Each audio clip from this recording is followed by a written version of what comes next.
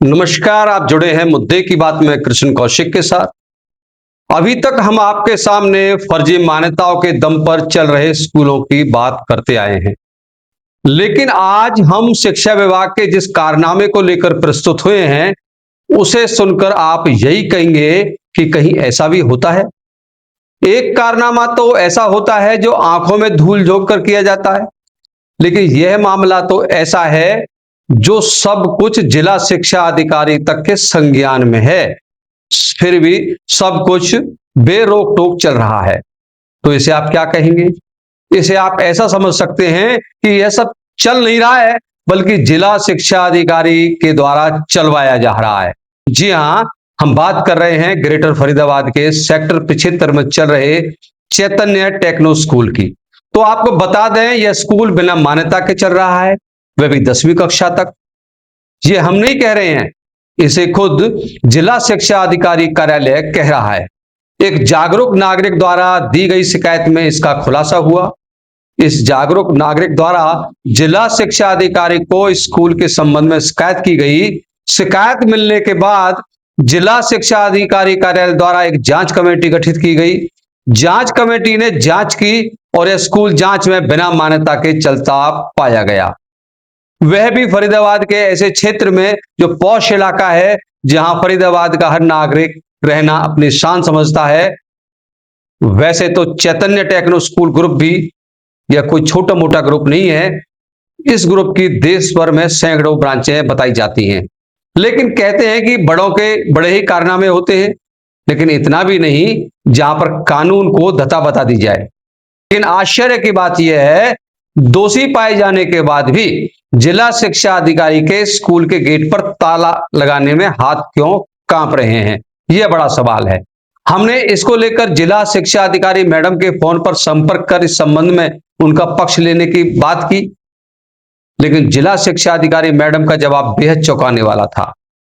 हमने जैसे ही जिला शिक्षा अधिकारी से पूछा कि हमें चैतन्य टेक्नो स्कूल को लेकर आपका वर्जन चाहिए, तो आप यह सुनकर चौंक जाएंगे कि जिला शिक्षा अधिकारी महोदय का क्या कहना था। उनका कहना था कि जब यह स्कूल उनकी लिस्ट में ही नहीं है, तो वह इस पर कार्रवाई कैसे करें। जब हमने उनसे पूछा, महोदया, जब इस स्कूल के पास आपके कहे अनुसार मान्यता है ही नहीं, तो यह स्कूल चल कैसे रहा है? इसको बंद करने की जिम्मेदारी किसकी है? ये जवाबदेही तो आपकी बनती है, ये जिम्मेदारी तो आपकी है। जिला शिक्षा अधिकारी महोदय ने इसका जवाब देने की बजाय उल्टा हमसे ही पूछ लिया कि आप इस स्कूल के पीछे क्यों पड़े हो। ऐसे तो फरीदाबाद में 10 स्कूल चल रहे हैं।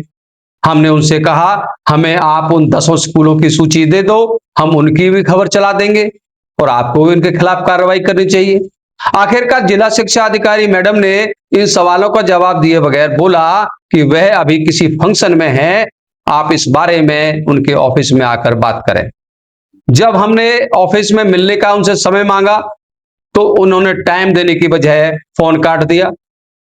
खैर, कोई बात नहीं है, हम उनके ऑफिस में मिलकर कैमरे में उनका पक्ष रिकॉर्ड करने का प्रयास करेंगे, क्योंकि अब और भी जरूरी हो जाता है, क्योंकि उन्होंने खुद माना है कि फरीदाबाद में अकेला चैतन्य टेक्नो स्कूल ऐसा नहीं है जो बिना मान्यता के चल रहा हो, बल्कि ऐसे तो 10 स्कूल और भी चल रहे हैं जिनके पास मान्यता नहीं है।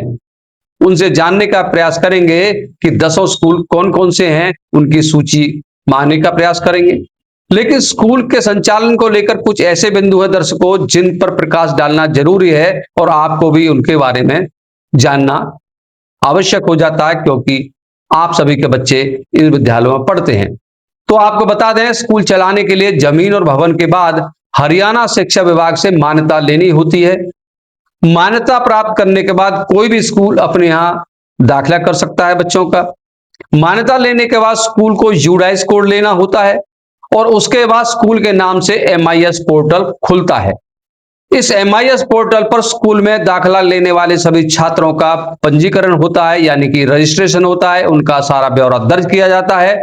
इसी पोर्टल पर हर साल फॉर्म 6 भरना होता है, जिसमें स्कूल को यह बताना होता है कि वह कितनी सीटें RTE के तहत गरीब बच्चों को देगा, फीस में बढ़ोतरी कितनी करेगा, इस तरह की जानकारियां इसी पोर्टल पे होती हैं। इसी पोर्टल से किसी छात्र के द्वारा स्कूल छोड़ने की सूरत में स्कूल छोड़ने का प्रमाण पत्र जारी किया जाता है, यानी कि जिसे हम एसएलसी कहते हैं, स्कूल लीविंग सर्टिफिकेट कहते हैं, वो इसी पोर्टल से काटा जाता है। यानी कि स्कूल में दाखिला लेने से लेकर स्कूल छोड़ने तक सारी प्रक्रिया ऑनलाइन होती है। बताया जाता है यह स्कूल सन 2024 से संचालन में है। ऐसे में बड़ा सवाल यह पैदा होता है कि यह स्कूल अपने स्कूल में दाखिला लेने वाले छात्रों का पंजीकरण कहां करवाता है, स्कूल छोड़ने वाले छात्रों का स्कूल लिविंग सर्टिफिकेट कहां से जारी करवाता होता है। जाहिर सी बात है, यह सब प्रक्रिया किसी अन्य स्कूल के माध्यम से पूरी करवाई जा रही होगी, यानी कि छात्र दिन में फिजिकल तौर पर इस स्कूल में मौजूद रहते हैं और कागजी तौर पर किसी अन्य स्कूल में हाजिर रहते हैं। अब जांच का विषय तो यह भी है उस स्कूल का नाम क्या है और वह कहां पर मौजूद है जहां पर स्कूल के बच्चों का नाम पंजीकृत किया हुआ है। और सवाल यह पैदा होता है कि जब यह स्कूल सरकारी रिकॉर्ड में चल ही नहीं रहा, अगर ऐसे में स्कूल में किसी बच्चे के साथ कुछ हो जाता है, कुछ अनहोनी हो जाती है, तो जवाबदेही किसकी होगी। जिला शिक्षा अधिकारी महोदया ने तो जो बताया उसके बाद तो यह मामला और भी गंभीर हो जाता है।